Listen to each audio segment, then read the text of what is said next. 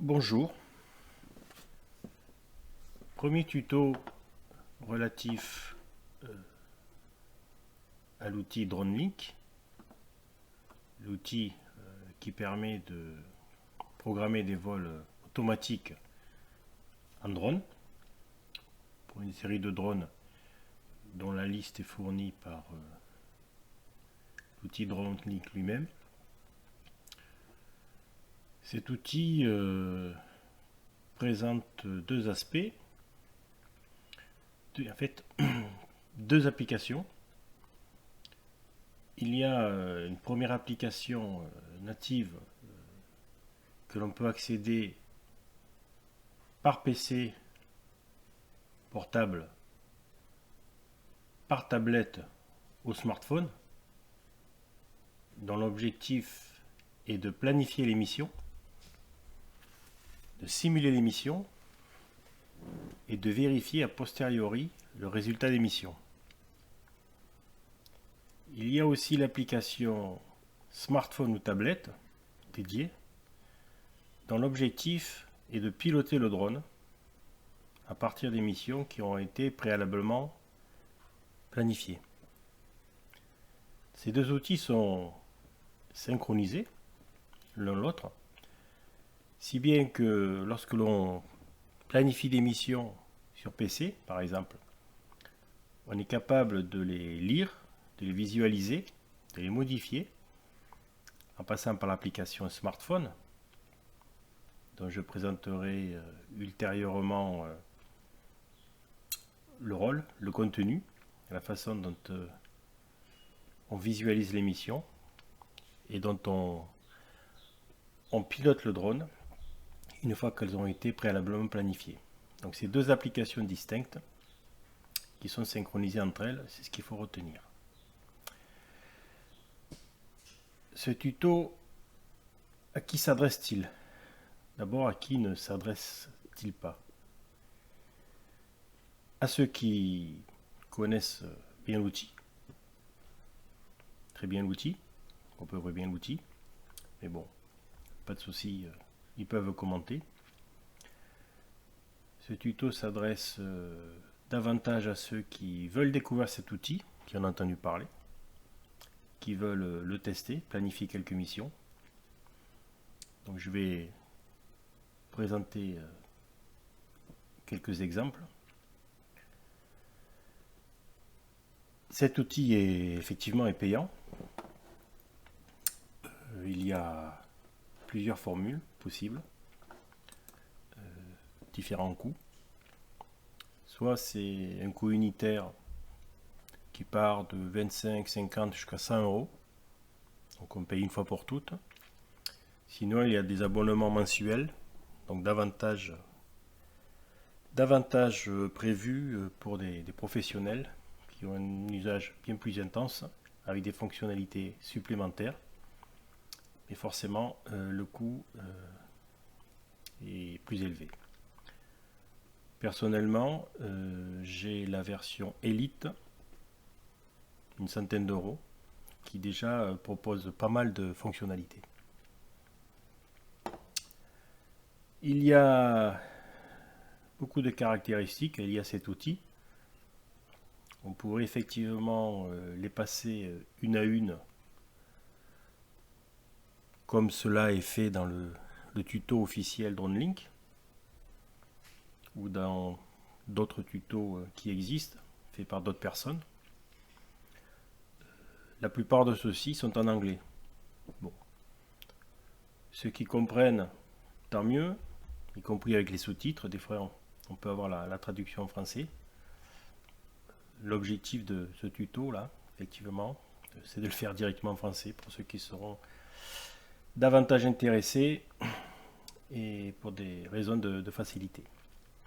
Mais l'objectif, forcément, c'est le même, c'est de présenter les fonctionnalités de DroneLink au travers de quelques exemples. Dans un premier temps, donc, j'ai planifié une mission. La voici. Il faut savoir que DroneLink est en train d'être fourni sous une version dite bêta. Donc nous sommes en juin 2022. Donc je fais partie des bêta-testeurs pour DroneLink. Donc je teste cette version bêta. Je remonte les problèmes que je peux voir. Comparativement à la version officielle, en production actuelle, il y a quelques fonctionnalités supplémentaires, mais il y a surtout aussi un changement de vocabulaire. Donc je vais essayer de conserver le vocabulaire qui est propre à la version bêta, c'est-à-dire celle qui sera disponible, je pense, au-delà de mi-2022. DroneLink, donc le concept de DroneLink, c'est de proposer divers composants, lesquels composants liés un à un, mis bout à bout, enchaînés, vont permettre donc au drone de voler alors qu'on a programmé donc un enchaînement de composants, c'est-à-dire d'éléments divers et variés que sont les waypoints, donc c'est des chemins. Il y a aussi la notion d'orbite, donc ça c'est pas nouveau, hein, ça existe sous les applications DJI Fly, Parrot ou autres. Des checkpoints, bon, ce sont des points qui sont parcourus pendant la mission waypoint. Panorama, ça aussi le concept existe, rien de nouveau. Des photos, pareil, le concept existe partout. Des pauses, etc. Donc l'objectif de définir une mission, c'est d'enchaîner ces différents composants que l'on peut paramétrer. Dans l'exemple suivant, donc j'ai créé un waypoint, visualisable par son titre évidemment. On peut l'isoler au sein de la mission, du plan de vol. Donc le plan de vol, la définition, le point de départ c'est celui-ci. Lorsque j'ai créé le premier waypoint, effectivement, il s'enchaîne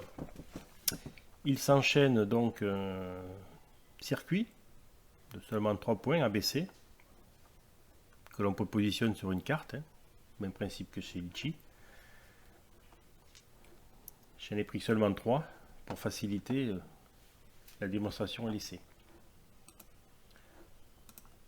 Un orbite, donc c'est un vol circulaire autour d'un point central, en l'occurrence 2 tours. Donc lorsqu'on crée un composant que l'on place sur la map, on définit des caractéristiques, par exemple dans le cadre de cette orbite, altitude de 12 mètres par rapport au point de départ, vitesse 10 km/h, rayon 11 mètres, complètement arbitraire, sens horaire, une orbite pendant laquelle on va faire une capture vidéo, 2 tours, donc 720 degrés, etc. Donc c'est vrai pour chacun des composants, c'est-à-dire dès lors qu'on crée, qu'on pose un composant sur la map, forcément on viendra définir ses caractéristiques. Même chose pour le waypoint, 10 mètres d'altitude au départ, donc l'altitude sera constante tout le long du trajet, 10 mètres par rapport au point de départ. Je reviendrai sur d'autres éléments que composent les caractéristiques de ce waypoint. Une série de checkpoints, par exemple celui-ci, je l'ai posé arbitrairement sur la map, celui-ci, donc que j'isole toujours par ce petit symbole rouge. Un panorama, donc il va se situer à cet endroit, c'est le point numéro 5. D'accord. Une photo prise isolément à altitude 20 mètres. Laquelle photo sera au point numéro 6. Donc on voit bien, c'est le composant numéro 6. Caméra photo intervalle, c'est-à-dire une photo d'intervalle 5 secondes. Une photo à nouveau, over, donc là pendant 20 secondes il ne va rien se passer. Un nouveau checkpoint qui sera ici. Wait, pareil, une tempo qui sera donc au point numéro 8. Et enfin, le dernier des checkpoints, point numéro 9. Si on visualise en entier, on voit bien que à partir du point de départ, qui se situe à cet endroit sur la carte, je fais un petit dézoom, donc c'est dans un champ derrière chez moi. Le drone va effectuer ce parcours, point A, point B, point C. Ensuite, il va faire cette orbite, donc 2 tours consécutivement. Ensuite, il va relier ce point, puis ce point, où il va faire un panorama à 360 degrés. Donc, des photos au point numéro 6, il va relier ce point et ce point. Donc le but, c'est de planifier la mission telle qu'on vient de le faire, d'une part. Évidemment, une fois que c'est planifié, on peut toujours modifier, rajouter, enlever, déplacer un point, comme je le fais là. Donc, fonction undo, hein, on revient en arrière. On peut modifier, translater, par exemple, le waypoint. Je prends le point vert, donc qui signifie le waypoint. Si je le déplace, c'est les 3 points qui sont déplacés en même temps. D'accord, undo, je reviens en arrière. Pareil pour l'orbite, je peux la déplacer. Undo, je reviens au point initial. Je ne vais pas modifier le plan, mais on est capable de le faire. Déplacer, supprimer, rajouter à volonté. Et chaque fois qu'on a un nouveau composant, on est capable de définir l'ensemble de ses caractéristiques dans cette fenêtre-là. L'intérêt de planifier ce type de mission, chacun voit l'intérêt qu'il peut y trouver pour faire du vol automatique. Dans ce cas-là, donc le logiciel DroneLink pilotera le drone de bout en bout. L'outil permet d'estimer le temps de la mission. Dans ce cas-là, temps total 7 minutes 26. Vitesse max 10 km/h, donc ça vient de ce qu'on a programmé préalablement. La distance, il va parcourir 487 mètres, voilà, altitude 20 mètres. Il va prendre 29 photos et une vidéo. L'intérêt de DroneLink, c'est de pouvoir simuler la mission avant de l'effectuer. Donc on a une fenêtre, génération de la mission, faire un preview de la mission. Que voit-on? Plusieurs choses. Donc notre plan, exactement le même que l'on a défini initialement. On est capable de voir une visu 2D, même 3D. Par exemple, si je fais une vue du haut, on va se retrouver dans le champ, au même endroit. Je zoome. On va bien retrouver exactement le même circuit que l'on a planifié à gauche. Donc là, on le voit en 2D et même 3D. Il suffit de faire bouger cette fenêtre-là. Et on voit bien que le drone va prendre son envol. Donc à ce point-là, et il va suivre la boucle. D'accord? Je peux zoomer. Je peux me faire plein écran. On y voit encore mieux.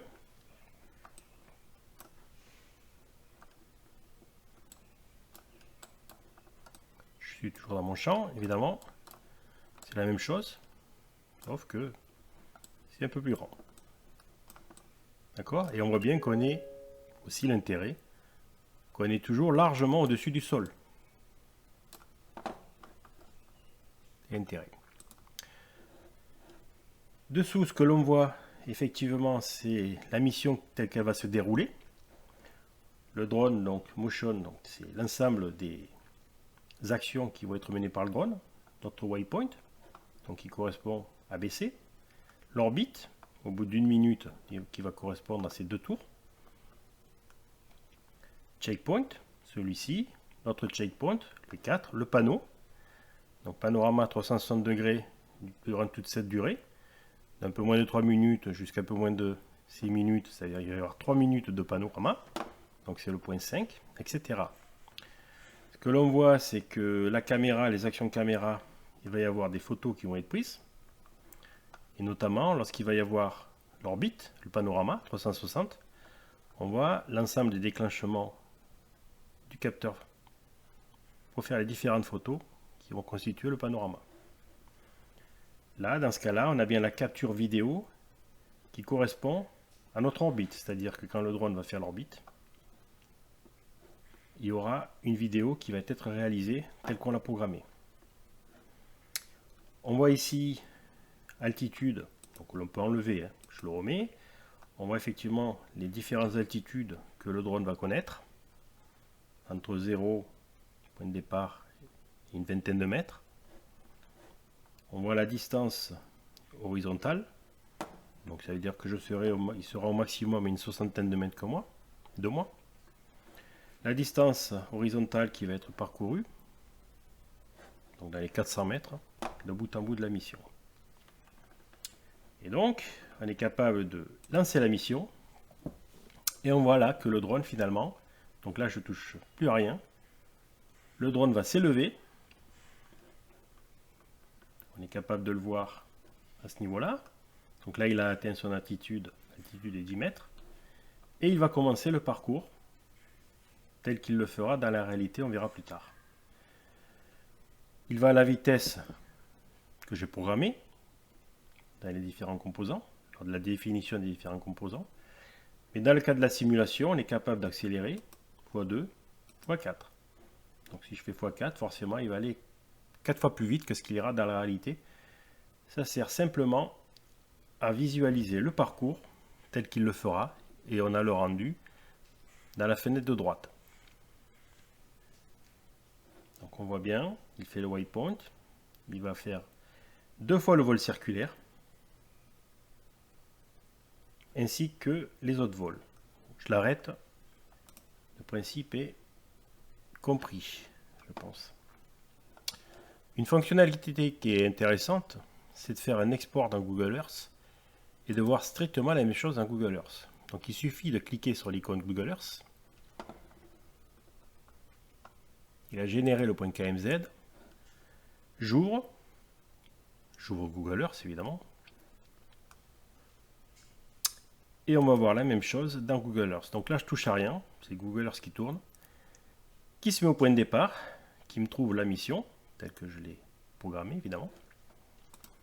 Et après, il s'agit de la lancer, double-clic, j'enlève le trait bleu, élément de capture, et là, que voit-on?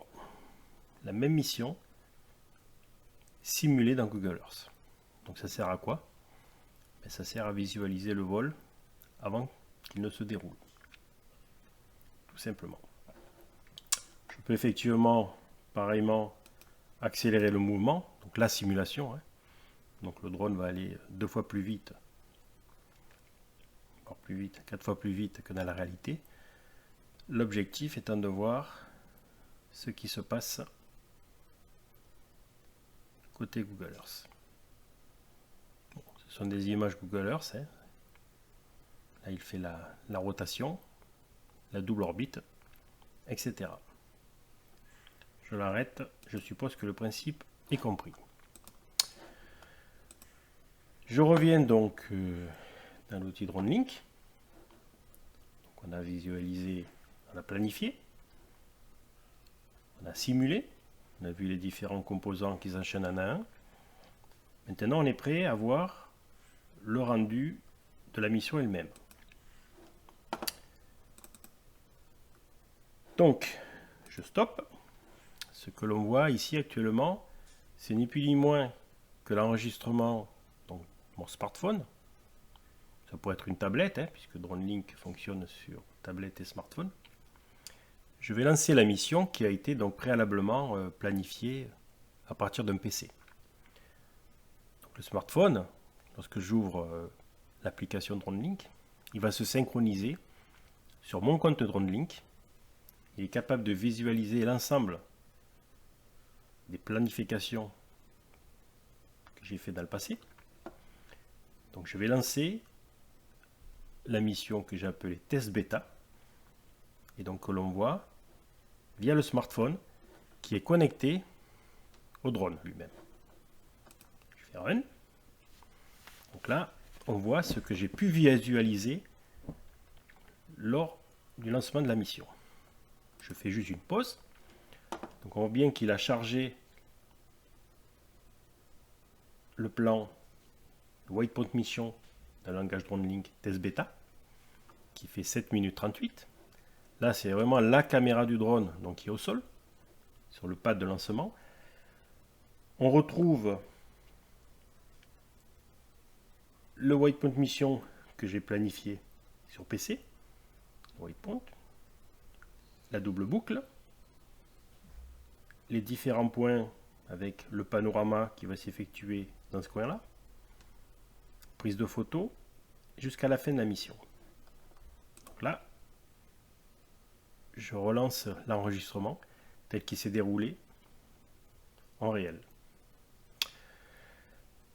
On visualise effectivement ce que voit le drone, caméra du drone directement. Donc là, le drone s'élève. On voit bien à cet endroit-là le déroulement de la mission, c'est-à-dire que le drone, il a décollé depuis le point où je l'ai posé. Il va rejoindre le point de départ qui est au niveau de cet angle-là. Et à partir de ce moment-là, il va dérouler la mission telle que planifiée. Et on visualise ce que voit la caméra du drone. Donc, c'est parti. Là, je ne peux pas accélérer le mouvement, puisque c'est la vitesse réelle du drone, donc vitesse, je rappelle, qui a été programmée dans les différents composants qui font partie de la mission. Accessoirement, c'est moi dans le champ, vous l'aurez deviné à ce niveau-là. J'ai changé de vue au niveau du smartphone, c'est-à-dire que j'ai mis en principal la mission, bleu, en bas à gauche, c'est la caméra, et là je reviens à l'état initial. Donc on voit bien ce que voit le drone, et on est capable de visualiser son circuit. Les différents paramètres du drone, nombre de satellites, etc. Charge batterie, etc., etc. Donc là, à nouveau, on voit le drone qui effectue l'orbite, donc 2 tours. Alors effectivement, j'avais demandé au drone de regarder le centre de l'orbite qui plus est au sol. C'est pour ça qu'il regarde principalement le sol. Lorsqu'il relève la tête, c'est parce que moi-même manuellement, je fais bouger la caméra vers le haut, mais comme la consigne est vers le bas, systématiquement le drone revient en bas, la tête en bas de la caméra. Donc pour éviter cela, lorsqu'on programme les orbites, il suffit de lui dire à quelle hauteur on veut voir le centre de l'orbite. Donc il a effectué ces 2 tours, et là il va aller au waypoint suivant. Donc là c'est les paramètres du drone, hein. Il est juste à côté de moi, 5 mètres, 6 mètres, altitude 15 mètres. Donc je l'ai en visu direct. Vitesse verticale, horizontale, etc. Classique. Donc là, il rejoint le deuxième waypoint. Bon, je vais faire dérouler un peu plus vite. Là, il arrive au niveau du panneau, où il va effectuer le panorama. Et donc là, il prend les différentes photos pour faire la vision 360 degrés. Il fait un mouvement circulaire, il prend des photos au sol, à l'horizontale par rapport à lui, et après vers le haut. Ça c'est la fonction panneau 360 degrés que les différents logiciels de drone, DJI Fly, etc. connaissent. Même chose. Donc j'accélère, je vais un peu plus vite. Au-delà du panneau, de l'orbite, et là donc il va rejoindre le point où je lui ai demandé de faire une photo vers le nord. Donc hop, il se tourne vers le nord, il a pris sa photo et donc il continue son chemin. On voit le décompte, donc la mission a commencé il y a 6 minutes 28. Il reste 1 minute 07, 06, etc. Donc on voit le temps être décrémenté, si bien qu'on est capable de voir à peu près quand est-ce que la mission va être terminée. J'arrive au bout. Effectivement, à la fin, ça se termine par l'atterrissage sur le pad, bien évidemment. Voilà. Tout ça pour dire que cet exemple-là, je pense, aura permis de comprendre le but, l'intérêt d'une mission DroneLink. À travers cet exemple-là, évidemment, il y a d'autres composants qui sont proposés, d'autres fonctionnalités qui sont disponibles sous DroneLink, que je pourrais, si ça vous intéresse, décrire plus précisément. Ne pas hésiter à faire des remarques, poser des questions, j'y répondrai.